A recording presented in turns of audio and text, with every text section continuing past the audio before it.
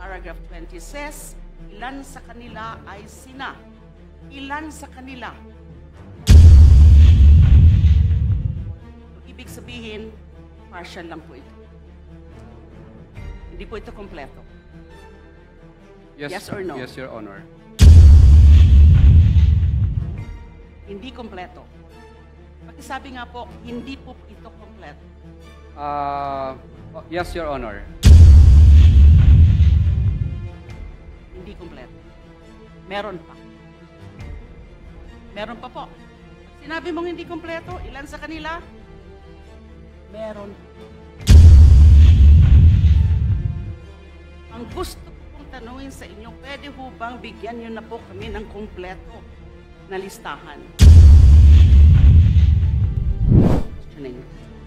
I can see that Mr. Diskaya is here now. And may I know if Mrs. Diskaya is also around? Yes, Mr. Diskaya. Mr. Chair, may I know if Mr. Diskaya has taken his oath? Yes, he has taken his Okay, oath, thank you. Mr. Chair. Already. Mr. Chair, pwede lang pong mag-opening statement po. Okay. If the chair would allow it, so that we also know, we can, because I do intend to question him. Right, Mr. Diskaya is permitted to make an opening statement. Mr. Chair, magandang umaga po sa inyo lahat. Ako po si Pacifico Diskaya, owner po ng St. Gerard Construction. Gusto ko lang, ang opening statement ko lang po ay gusto ko lang pong linawin base po doon sa sworn statement ko po sa Senate po. Kasi marami pong tumatawag sa akin na kung ako po ba daw ay may direktang transaction kay Saldico at saka kay Speaker. Gusto ko pong linawin sa kanila na wala po akong direktang transaction. Hindi po ako nagkaroon ng anumang klaseng transaction sa kanila. Lahat lang po ng mga sinabi ko po para makumpleto po ang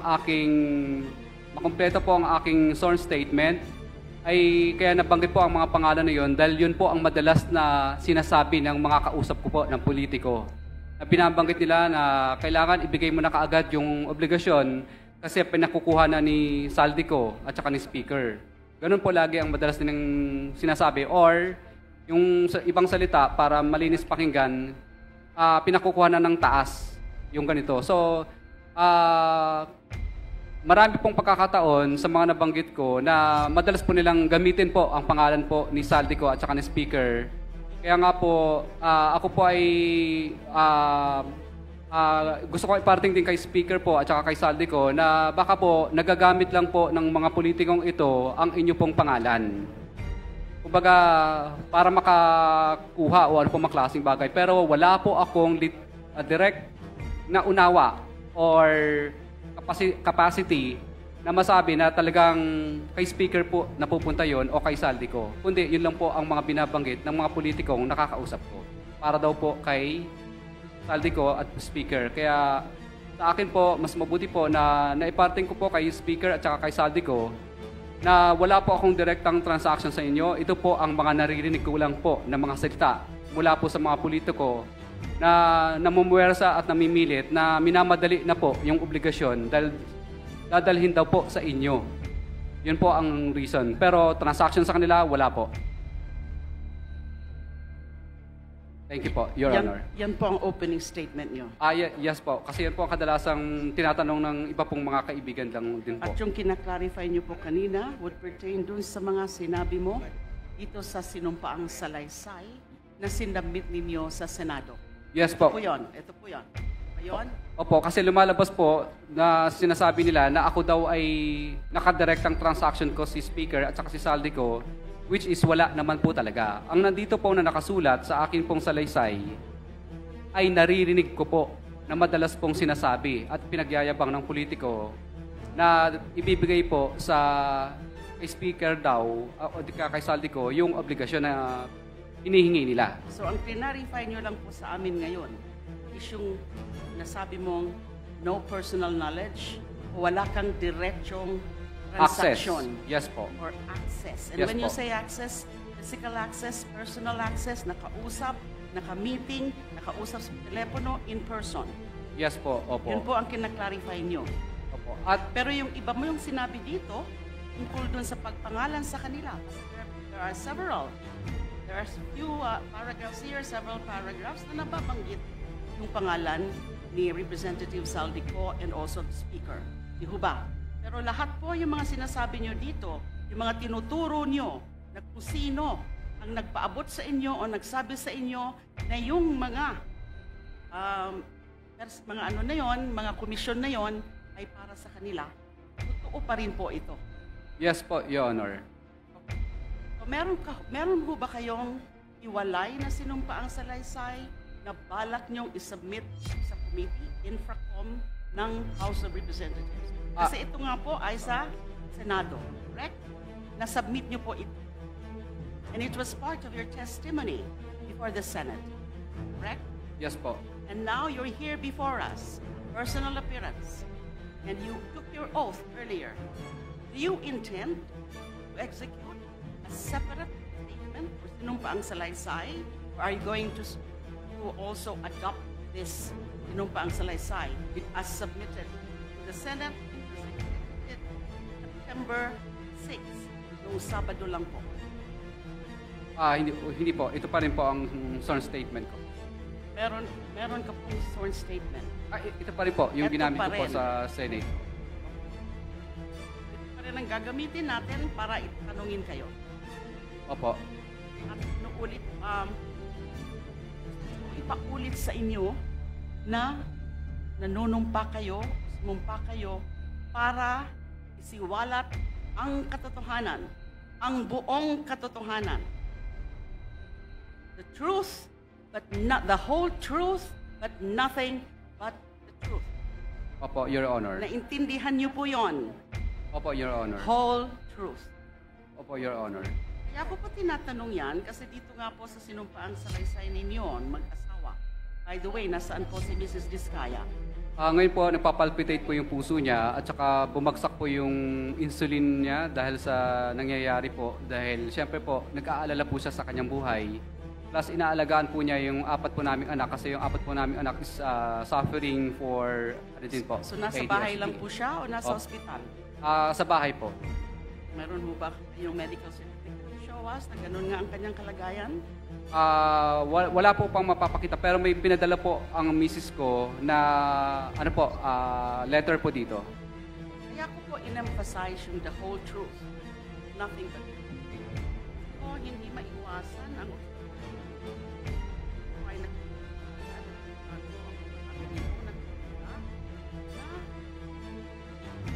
ay number 20 o paragraph 20, saan pinangalanan ninyo yung mga miyembro ng House of Representatives na allegedly ay yung mga tangkot dyan sa mga bayaran na yan, dyan sa mga komisyon na yan, dyan sa na yan. But paragraph 20 says, ilan sa kanila ay sina. Ilan sa kanila. So, ibig sabihin, partial lang po ito. Hindi po ito kompleto. Yes or no? Yes, Your Honor. Hindi kompleto. Pakisabi nga po, hindi po ito kompleto. Yes, Your Honor. Hindi kompleto. Meron pa. Meron pa po. Pag sinabi mong hindi kompleto, ilan sa kanila? Meron. Ang gusto ko pong tanungin sa inyo, pwede ho bang bigyan nyo na po kami ng kompleto na listahan? Kasi sa pagkakasabi nyo ilan sa kanila ay sina, alam nyo exactly kung ano pa o sino pa yung mga ibang sangkot na members of the House of Representatives. And tataka rin po ako at gusto ko rin pong itanong sa inyo. Yun po bang mga hindi nyo pa mga pinangalanan dito? Mga miyembro pa rin ng House of Representatives o miyembro na ng Senado? Your Honor, I invoke po muna my rights po. Ano po sabi nyo? I invoke po muna my rights po. Rights? Exactly what right? Yung hindi pa po ako sigurado po sa mga dokumento po ng iba pong pwedeng mabanggit. Hindi ko po maintindihan kung anong klaseng right sa batas ang ini-invoke ninyo. Yes, ang mga umaapir po sa atin, and by the way, with respect to that, Mr. Chair, may I just clarify, how do we call these persons or these individuals, someone were invited to appear before us? Are they guests? Are they resource persons? Or are there witnesses? Because the rules say they are supposed to be witnesses. The rules. And by the way, talking about the rules, isa po yung kailangan ko pong ipa-clarify. Ano po exactly ang rules na nag-govern ng proceedings natin dito sa TRICOM or Infracom? Kasi po, tatlo pong committee ito. Good Government and Public Accountability, Public Works and Highways, and the third committee is Public Accounts. So 3 committees. And these committees are supposed to be governed by separate rules of proceedings. But I'm not aware of any new rules that would govern or are now governing these very proceedings. Are we being governed by the general rules with respect to rules of governing inquiries in aid of legislation, or the rules of procedure, or these are the general rules of procedure governing inquiries in aid of legislation? Just clarificatory, Mr. Chair. We're governed by the House rules and the rules of procedure governing inquiries in aid of legislation. Okay. We The don't have House- a separate House rules. And indeed, under those rules, witnesses have the rights, certain rights. Pero po yung binabanggit niyo po ngayon, di ko sigurado kung ano pong right. What specific right do you have that you are now invoking? You are not invoking right against self-incrimination, right? Your Honor, kung okay lang po ba, nasa executive session ko na lang po sasabihin para sa kaligtasan din po ng pamilya ko. Hindi po ako papayag nun. Of course, that should be the decision of the body. But I am not in favor of this. Kasi, kung kayang-kaya niyo po na pangalanan ang ilan ng mga members of the House of Representatives, at nababanggit niyo rin nga po yung pangalan nila Speaker and Representative Saldico, doon sa Senado. That was not in executive session. That was in open and public proceedings.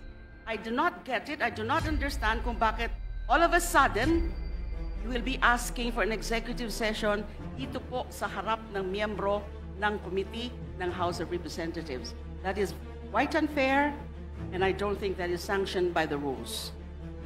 Bakit po? Your Honor, okay lang po ba Do I take it na gusto mo pa rin magbanggit ng mga pangalan? Hindi po, Your Honor. Wala po. Bakit po kayo humingi ng executive session? Is it a matter of national security? I don't think so. The chair would like to interject. Ano po yung hinihingi, Mr. Diskaya po na assurance, yung protection po ng committee? Kanina po kay Mr. Hernandez, yan din po yung kanya pong hinihingi mula sa amin. Yun din po yung igagawad po ng komite sa inyo at kay Mrs. Diskaya pagpunta po niya rito. Dahil siyempre naunawaan po namin yung bigat ng inyo pong mga testimonya, malalaking tao ang atin pong pinag-uusapan dito. So kung it's an assurance of safety, it's an assurance of security, the committee is prepared to grant it to both of you. Mr. Chair, I perhaps Mr. Diskaya may be allowed to consult briefly his lawyer so that the lawyer can enlighten him kung ano talaga ang pwedeng under executive session. Correct? I'm sure the lawyer would know kung saan ka pwede mag-invoke ng executive session. At yung tanong ko po kanina, meron pa ba na mga pangalan kayong babanggitin na wala sa sworn statement? So I so move, Yes. Mr. Chair, to allow the witness to confer with counsel. Yes, Congresswoman De Lima, Mr. Diskaya can confer momentarily with his counsel, please. Meeting suspended.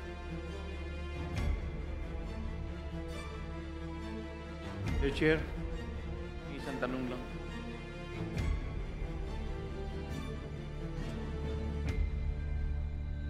Okay na yun, wag na ho nating guluhin yung tanong. Ang tanong, sino pa yung mga tao na dapat hong pangalanan dito na hindi po pinapangalanan? Wag na tayo magdebate sa grammar ho ng Filipino. Naiintindihan ho namin yung gusto nyo pong puntahan. Ang tanong, meron pa bang dagdag na kongresista na kasama sa payoffs? Meron pa bang mga senador na kasama dapat sa mga payoffs po ng Diskaya-linked firms? Your Honor, wala na po. Congresswoman De Lima, please Mr. proceed. Chair, hindi po ako naniniwala. Gusto ko muna pong tanungin, meron ho bang nag-assist sa inyo nung ito ay prinisenta sa Senado? Your Honor, wala po talaga dahil ako po talaga ang nagsulat nito based on my personal knowledge po talaga at experience. At ito ay sinumite nyo sa komite. Yes po, Your Walang Honor. ibang kumausap sa inyo bago ito sinumite. Wala Yung po sa talaga, Blue Ribbon, Your Honor. sa Blue Wala Ribbon po. Committee. Ang pinagtataka ko lang po, kanina nadinig ho natin lahat, you were asking for an executive session. And you said something like, kasi natatakot ako para sa pamilya ko. And perhaps we can check it from the records, from the TSNs, the exact words or the exact sentences na sinabi nyo when you were requesting for executive session. Do not tell me now na yung pag-request nyo ng executive session ay wala lang. Wala kang ibang importanteng sasabihin. Wala kang ibang pangalan ng babanggitin. Why in the first place did you request for executive session? If there's nothing that you would want further to be added in your sinumpaang salaysay. Your Honor, pasensya na po kayo. Hindi ko lang po masyadong naintindihan dahil kinakabahan po ako kanina sa mga tanong po ninyo. Pero ngayon po, medyo nung naggabayin po ako ng abogado ko, ay naintindihan ko po yung yung tanong. Pero klaro, humingi kayo ng executive session. Klaro na sinabi nyo, natatakot ka. Totoo po. Kanino? Kanino ka natatakot? Your Honor, natatakot po ako sa kaligtasan po ng pamilya namin dito po sa mga taong napangalanan po namin. So, bakit kailangan mo ng executive session na napangalanan mo na dito? Kung wala ka pang ibang idadagdag na importante at lalo na mga pangalan. Your Honor, pasensya na po kayo. Hindi ko lang po masyadong naintindihan kanina yung talagang paikot ng tanong. Dito po ang naguluhan sa ilan sa kanila. Pero Ay, kayo sina. mismo ang nagsabi executive session. Sinong nag-advise sa inyo na humingi kayo ng executive session? Your Honor, pasensya na po kayo. Hindi ako masyadong magaling sa legal. Kadalasan lang po, pag nanonood lang Sino po. po ang nagsabi sa inyo na humingi muna kayo ng executive session? It could not be your own idea. Kasi nga sabi mo, hindi mo naman naiintindihan. Wala po, Your Honor. Minsan naririnig ko lang po sa ibang mga napapanood ko sa YouTube, yung mga ganong klase ng Naiintindihan mo sagot. kung anong ibig sabihin ng executive session? Kasi kung hindi mo naiintindihan yon, bakit mo babanggitin yon? Your Honor, pasensya na po kayo sa kanina na isagot ko. Pero ang sagot ko po ay ito na po lahat. Paano mo pinili yung mga pangalan na ito? Selected names mentioned and listed in your sworn statement. Paano nyo po pinili yung mga pangalan na ito? Ito po yung mga pangalan na ito ay ito po yung mga nakilala ko po at yung mga tao po nila na humingi. Paragraph 19, before paragraph 20, where you enumerated 17 or so members of the House of Representatives, sinabi niyo po dito, ito ay binibigay namin sa kanila ng cash. Ang bawat transaksyon ay may karampatang voucher at ledger na nagsasaad ng mga araw kung kailan nila ito natanggap. So meron kayong documentary evidence. Yes, Your Honor, meron po. Kung i-require namin na i-produce yung documentary evidence na yon, ledger and karampatang voucher. Ang makikita lang ba ho namin ay yung mga pangalan na nakalagay dito, 17 members of the House of Representatives. Your Honor, yes, mailalagay po dito. Pero yung iba po dito kasi ang tumanggap. Kaya mapapansin nyo, ilan sa kanila, ibig sabihin hindi sila lahat. Ilan sa kanila kasi po is yung mga tao lang po nila ang tumanggap.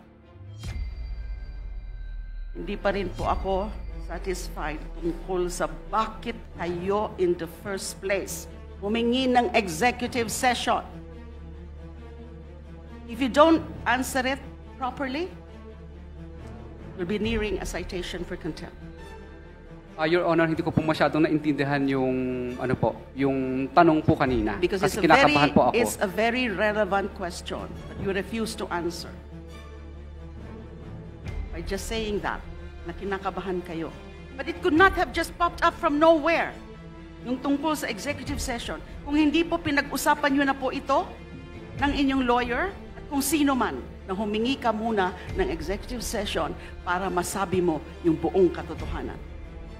And your oath now is the whole truth.